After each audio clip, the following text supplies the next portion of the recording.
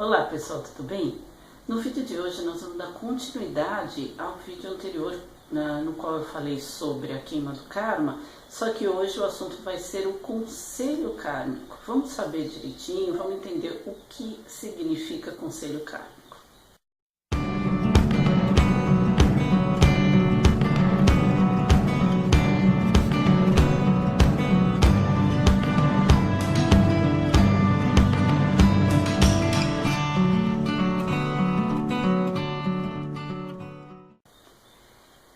Então, como eu falei rapidamente lá no vídeo anterior, o conselho kármico é composto dos seres angelicais, né? Comumente a gente conhece como os seres da fraternidade branca, os mestres ascensos, mas o conselho kármico abrange não só o que nós conhecemos como mestres ascensos, na verdade, assim, todos seriam mestres ascensos. Só que nós temos uma ideia muito restrita, né, de quem seriam os mestres ascensos. Nós conhecemos os mais comuns: mestre Saint Germain, Kuthumi, Portia, Rowena, enfim, né, Moria, vários, né? Só que são vários, né? Cada um tem lá os seus Elohims que trabalham com eles. A fraternidade realmente é muito grande. E a fraternidade, ela se encontra num nível que a gente esfera angelical, que a gente poderia chamar de esfera angelical, porque é extremamente desenvolvido já, evoluído, né? Não existe mais nenhuma razão deles reencarnarem, eles são mestres já, ponto final. Então, é muito grande, né? Agora, tem muita informação que fala que o conselho kármico seria responsável pela nossa reencarnação, pela minha, pela sua, pela reencarnação das pessoas comuns. Será que isso é verdade? Por que o conselho kármico se reúne 4 ou 2 vezes por ano? Qual é o motivo deles? É para olhar simplesmente a nossa reencarnação, a nossa encarnação atual, eu, você, nossa família, enfim, né? Na verdade, o que é o conselho kármico? Eles se reúnem é a forma de dizer também, porque eles são algo que existe naturalmente. Mas vamos levar para esse ponto. Eles se reúnem para estudar, vamos dizer assim, avaliar, né, melhor dizendo, o karma planetário. Aí sim, né, tem razão de ser. Karma planetário, sim, é avaliado pelo conselho kármico nessas reuniões que eles fazem. Agora, o que é o karma planetário? O karma planetário também tem a ver com o nosso karma, também tem a ver com a nossa evolução espiritual, com a encarnação de cada um de nós, mas não especificamente com os meus problemas encarnatórios, com os seus problemas encarnatórios, com o nosso karma individual, mas sim com o karma coletivo. O que seria? Bom, aqui no canal eu tenho um vídeo que eu falo sobre a psicosfera terrestre. Eu acho bem interessante que vocês assistam esse vídeo também, que eu falo sobre a psicosfera terrestre, para ter uma ideia do que seja o karma planetário e do que ocasiona, vamos dizer assim, né, o karma planetário. Então, o karma planetário é tudo o que existe de bom e de ruim, né? É como está evoluindo o nosso planeta. Então, vamos avaliar da seguinte forma: quando você pensa nas pessoas que estão envolvidas aqui num assunto bem do nosso cotidiano, com as pessoas que estão envolvidas em corrupção, o que elas estão ocasionando? Elas estão ocasionando karmas para elas próprias, naturalmente, isso sem dúvida nenhuma, e elas estão ocasionando karmas planetários. Por quê? Porque o nosso planeta está ficando com uma psicosfera cada vez mais pesada, desde que pessoas agem daquela forma. Governos que provocam, que estão sempre envolvidos em guerras, karmas planetários individuais para cada uma das pessoas envolvidas naquilo, e karma planetário e karma planetário também, porque o planeta está sempre com a psicosfera pesada das guerras. Então, tudo isso, então você pode pegar, sei lá, os vícios, cada vez mais as pessoas envolvidas em vícios, o que provoca, por exemplo, um vício normal de drogas, assim, provoca naturalmente violência, todos os problemas que acarretam isso, prostituição, tudo que envolve, né, os problemas físicos naturalmente. Então tudo isso é um karma planetário também, porque a psicosfera do planeta fica cada vez mais densa, mais pesada, por conta das pessoas que estão envolvidas em vícios, provocando guerras, envolvidas e cada vez mais envoltas, emaranhadas na corrupção, no descaso com o povo que deveria tomar conta, que deveria cuidar, né? E eles cada vez mais em descaso com tudo que envolve a corrupção, que a gente aí tá careca de saber, né? Essas questões assim que a gente fala, que existe aqui do governo oculto, nesse caso o governo oculto que eu estou dizendo é o do mal, né? O governo oculto que eu me refiro não é nem o espiritual, mas sim já aqueles, né, aquelas determinadas famílias que estão envolvidas, que são os famosos donos do mundo, e tudo das teorias de conspirações que a gente lê bastante, ouve bastante falar nisso. Então tudo isso é karma planetário. Então o conselho kármico está reunido, se reúne, na verdade, de tempos em tempos, para avaliar como está o nosso karma planetário, né? Em que eles podem ajudar, naturalmente que eles podem, mas assim, a quantidade, vamos dizer, e a necessidade de energias que eles devem enviar para a Terra. Então, a gente já falou bastante disso também, das energias ruins, mas eles mandam. Então, quando a crosta densa da psicosfera terrestre está muito densa, muito pesada, uma coisa absurda, é óbvio que há necessidade de uma diminuição dessa densidade. Então, eles enviam de tempos em tempos raios cósmicos, energia cósmica para aliviar. Para quem já leu livros espíritas, já deve ter ouvido, deve ter visto nos livros que eventualmente, vamos dizer, lá no umbral, assim, propriamente, de tempos em tempos ocorrem tempestades assombrosas mesmo, assim, com muitos raios, muito trovão, aquela coisa de dar medo realmente. Por que acontece isso, né? Porque exatamente isso, é a crosta, é a psicosfera extremamente densa, que está tão pesado, o ambiente está tão pesado, que a tempestade, os raios mesmo, raios elétricos, eles dissolvem um pouco essa densidade magnética.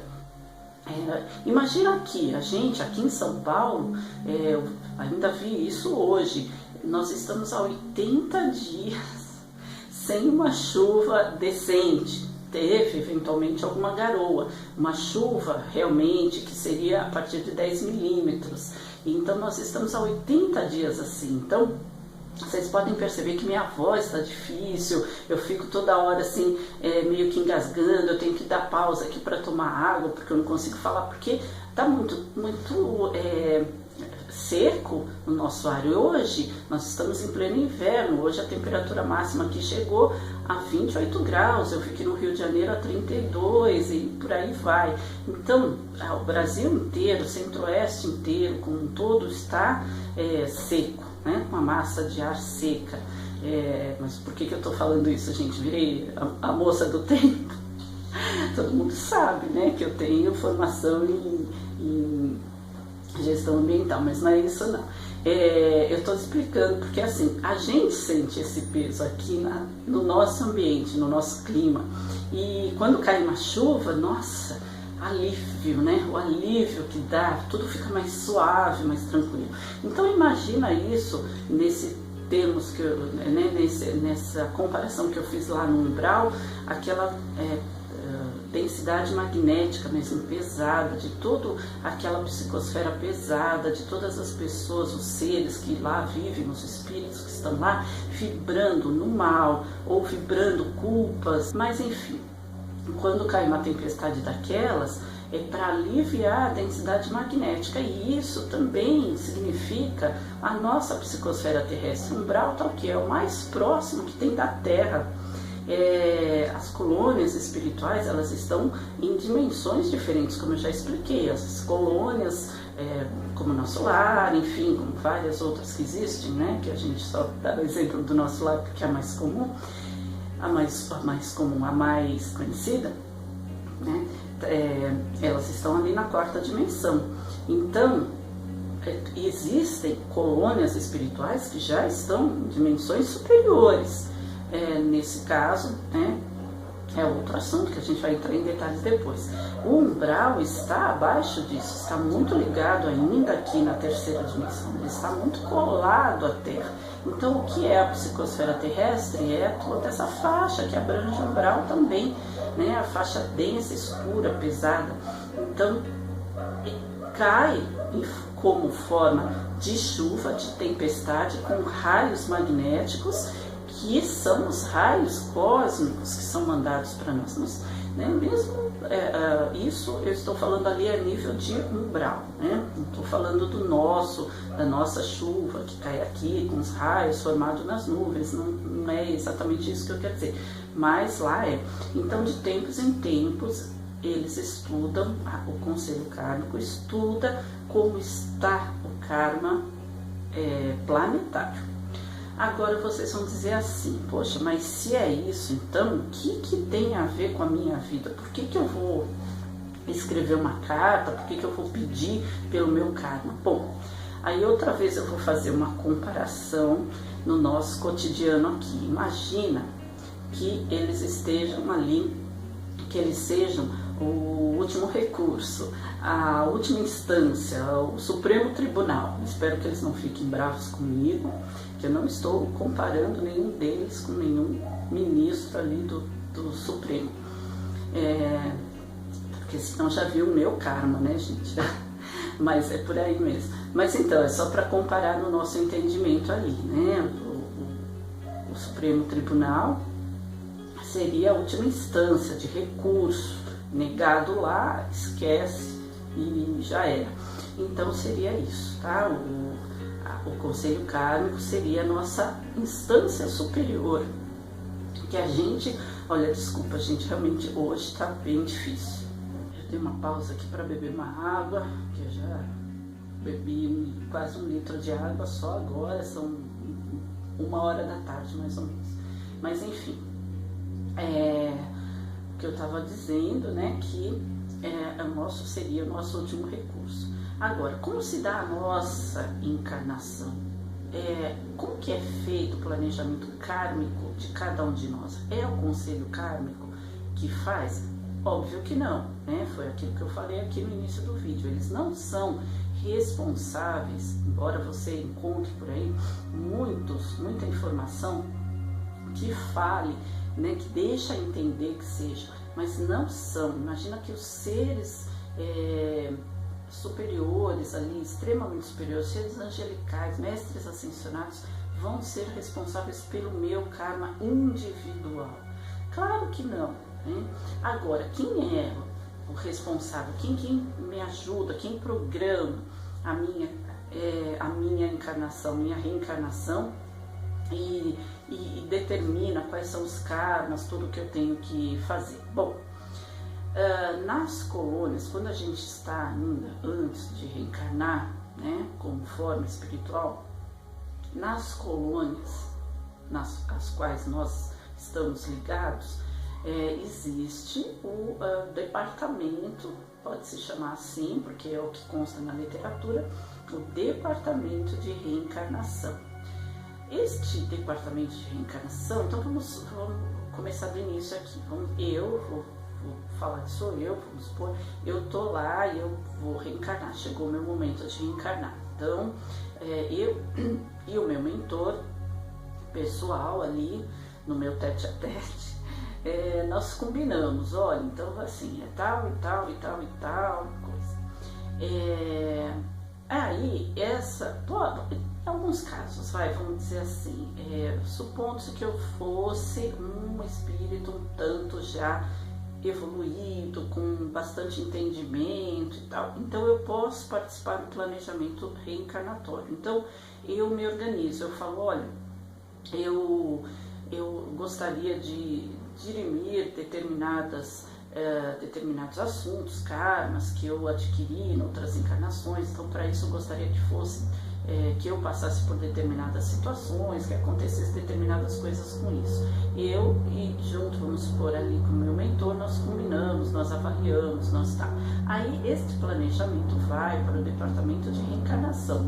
Este departamento de reencarnação, ele é composto, obviamente, de seres muito mais superiores, espiritualmente falando, não só em hierarquia, mas em grandeza espiritual, do que eu, é claro, e do que o meu mentor, é claro. Eles são já espíritos muito mais elevados. Então, neste caso, eles podem avaliar e dizer se eu teria condições realmente, conhecendo a minha história pregressa, conhecendo todos os meus percalços em várias encarnações, se eu teria condição de realmente cumprir tudo aquilo que eu estou falando. Aí, naturalmente, como se trata de espíritos superiores, eles têm a condição de modificar isso ou não, né? Se eles acham que eu vou ser capaz de cumprir tudo aquilo que eu me propus, eles deixam daquela forma. Mas quem vai determinar em qual família e tudo mais? Bom, é tudo nesse departamento que acontece. Então, supondo, levando-se ainda em conta que eu fosse um espírito já muito desenvolvido e tal, eu poderia pedir para reencarnar em determinada família, e aí, neste departamento, seria aprovado ou não também. Aí é feito este departamento, o departamento da reencarnação, ou departamento reencarnatório, uma das sessões é a da engenharia biológica. Então, é ali, no setor de engenharia biológica, que eles vão determinar qual vai ser minha forma física. Então, dependendo do meu karma, eles vão determinar se eu vou ter, por exemplo, a manifestação de uma doença depois de alguns anos de vida. Essa manifestação de doença seria um karma também. Então, também seria, vamos supor assim, um gatilho.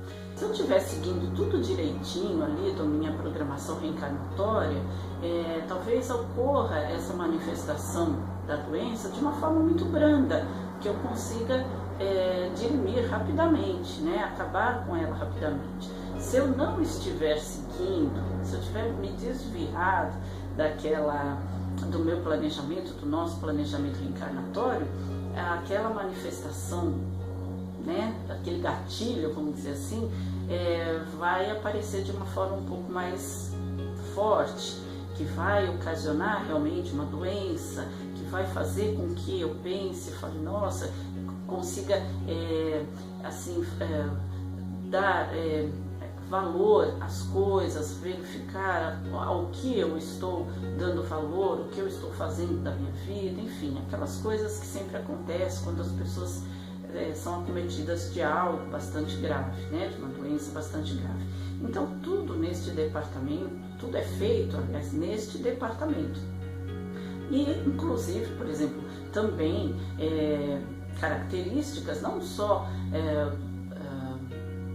as doenças, enfermidade, deficiências físicas também, caso seja necessário ter ou não, caso seja provado que se tem ou não, e até mesmo a aparência, né? Se aquela pessoa que de repente em outras encarnações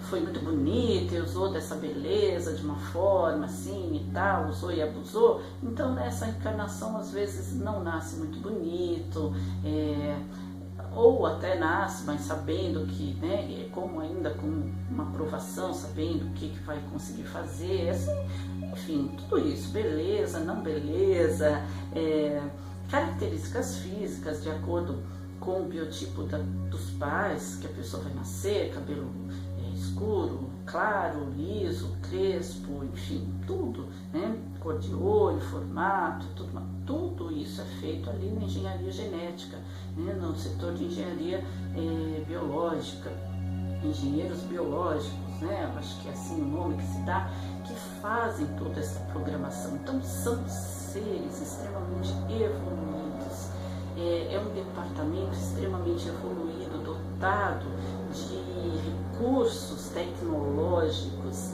extremamente evoluído, muito além do que a gente pode imaginar, muito além do que a mais alta ciência do planeta pode conhecer. Isso é fato, porque quem também já assistiu, eu deixo aqui, quem não assistiu, eu deixo aqui recomendado que assista um outro vídeo que eu tenho, que é a quarta dimensão como preparativo, né, como preparação para a quinta dimensão. Quer dizer, tudo que existe lá, eu ainda vou me aprofundar mais neste assunto, mas nesse vídeo já dá uma grande ideia de tudo que existe lá, que a gente aqui acha que é algo fantástico, né? Quando a gente tem algum conhecimento, algum contato, acha que é algo fantástico, mas é tudo já que existe naturalmente para eles, e que quando se vai para uma quinta dimensão, aquilo então deixou de ser assombroso e passou a ser corriqueiro, né? Então, como a telepatia, por exemplo, e fora os recursos tecnológicos a que eu estou me referindo. Então, este departamento, só para concluir então aqui o assunto, eu dei um exemplo de um espírito que estaria já em situação evolutiva maior, com capacidade para propor a sua próxima reencarnação, mas existem os casos em que o espírito não tem essa capacidade, mesmo estando os casos clássicos de reencarnação compulsória, mas aí não vou falar sobre isso. Mesmo espíritos que estão ali nas colônias, muitas vezes eles não têm capacidade, eles não têm entendimento, eles passam tempo ali na colônia sentindo falta de várias coisas, sentindo falta do cigarro que eles fumavam, da bebida que eles tomavam, do sexo que eles faziam, mas eles estão ali, por que eles não estão no umbral? Porque eles conseguiram ir para lá, né? Eles têm uma certa consciência espiritual e tudo mais, por religião, por entendimento simples da espiritualidade, mas eles ainda são muito ligados na matéria, né? Então, espíritos nesse nível, vamos dizer assim, é um exemplo que eu estou dando, estou dizendo que seja a regra. Mas espíritos nesse nível, que com pouco entendimento, com pouca compreensão, com pouca capacidade de planejar, de saber o que seria melhor, karmicamente falando, eles não participam do seu planejamento reencarnatório. Aí todo este planejamento é feito dentro do departamento. No máximo, quem participa naturalmente é o mentor daquele espírito. Então participa ali, mas é tudo determinado pelo departamento reencarnatório. Agora, quando a gente fala assim, em toda a grandiosidade, toda a capacidade, tanto tecnológica, obviamente moral, toda a elevação moral e espiritual que já tem esses espíritos que integram o departamento de reencarnação, você só pode imaginar o seguinte: eles estão diretamente ligados aos espíritos superiores.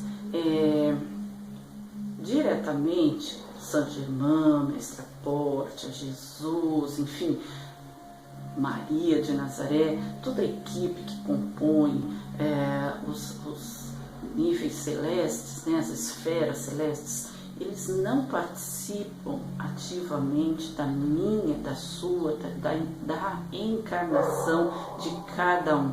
Mas esses espíritos que participam, que já são superiores, num nível extremamente elevado, mas que ainda estão lá servindo nas colônias, eles são ligados diretamente a essas figuras, a estes espíritos superiores, a esta equipe que compõe o conselho kármico.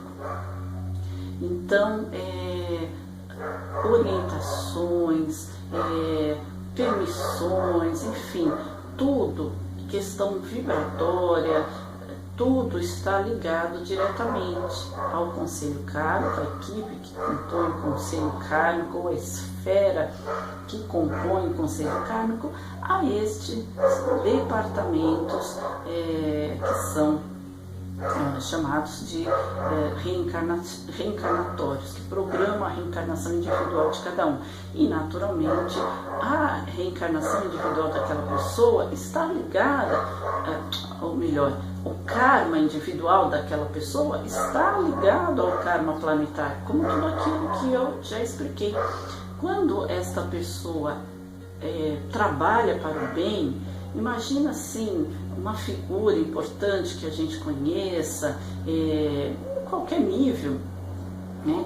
Inclusive no departamento de encarnação é feito até vamos dizer assim, as capacidades intelectuais. Aquela pessoa vai ser um físico famoso, um matemático, um músico, um artista de alguma espécie, um atleta, tudo aquilo é feito ali. Toda aptidão que a pessoa nasce é feita ali no departamento reencarnatório.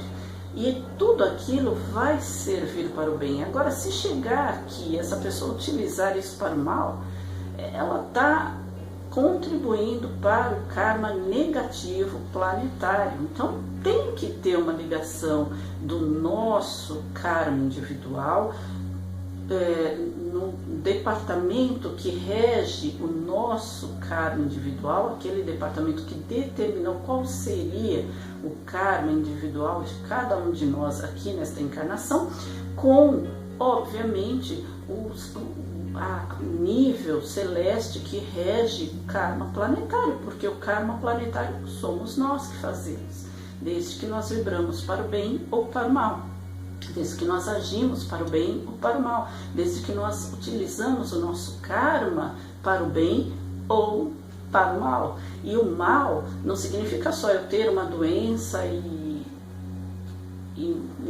acordar e achar que aquilo eu vou sofrer porque eu tenho que sofrer. Agir para o mal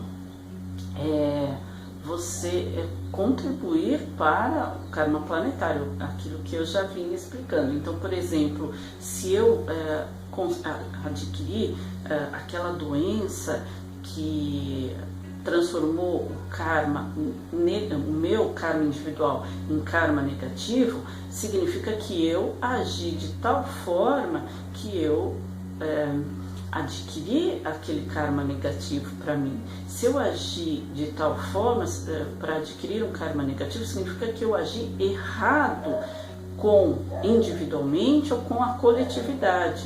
E isso está contribuindo para o karma negativo do planeta. Portanto, esta é a ligação do karma planetário com o karma individual de cada um. Por isso que nós podemos fazer os pedidos ao conselho kármico. O conselho kármico seria como eu já disse antes, a última instância a qual eu poderia recorrer. É naturalmente que o conselho kármico não necessita chamar o seu nosso mentor individual para perguntar quem somos nós, o que nós estamos fazendo, isso, aquilo, se merecemos ou não. Eles têm todo o conhecimento, óbvio, eles já estão na categoria angelical, na dimensão angelical, então eles são a maior instância a que nós podemos recorrer para modificar, transmutar o nosso karma ou amenizar o nosso karma, né? Uma informação aqui que eu vou passar para vocês, que é melhor quando se escreve ao conselho kármico, o importante é pedir para que seja desbloqueado o seu caminho, o seu karma amenizado, a sua visão clareada, o seu entendimento aguçado, para que você consiga ter maior percepção das coisas. E óbvio, né, se propor a se esforçar também para que isso aconteça e não ficar de braços cruzados. Naturalmente que cada um de nós passa por situações específicas, então vamos supor uma doença, um acidente, a perda de um emprego, uma situação financeira muito difícil. E isso acontece esporadicamente, em qualquer época, não exatamente na época da reunião do conselho kármico. Então nós fazemos também os nossos pedidos em oração pelo restabelecimento de uma pessoa que esteja doente, por várias outras coisas que nós necessitamos naquele momento. E isso também existem os mensageiros que recolhem esses pedidos, e esses pedidos são levados também. O departamento é responsável pelo karma individual da pessoa.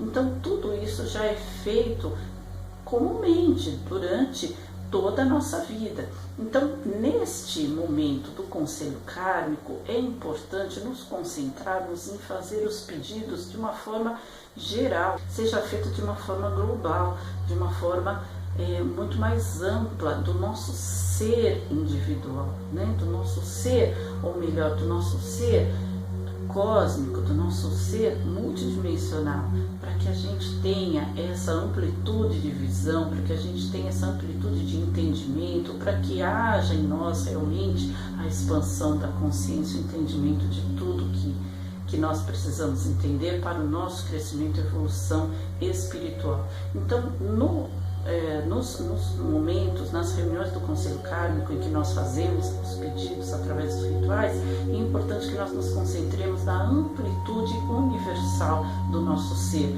e não no karma individual com relação a pequenos problemas que a gente já pede no nosso dia a dia e nós já somos avaliados, atendidos ou não.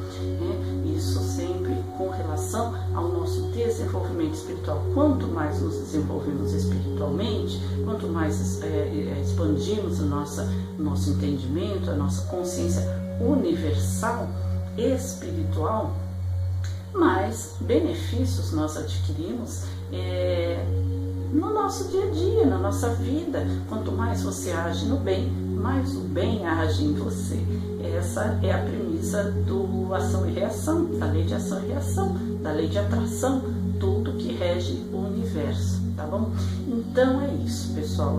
A minha proposta do vídeo de hoje era explicar qual é a razão da reunião do conselho kármico, qual é a relação do conselho kármico com o nosso karma individual e qual a distância, vamos dizer assim, que nos leva a solicitar a intervenção do conselho kármico na nossa vida.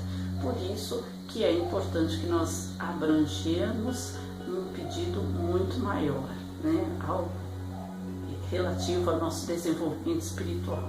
Tá bom? Então, acredito que eu tenha conseguido explanar aqui, essa era a minha ideia, mas se ficou alguma dúvida, não esqueça, coloque aqui nos comentários, mande por por e-mail, dê sua sugestão, dê sua visão disso tudo que eu falei aqui.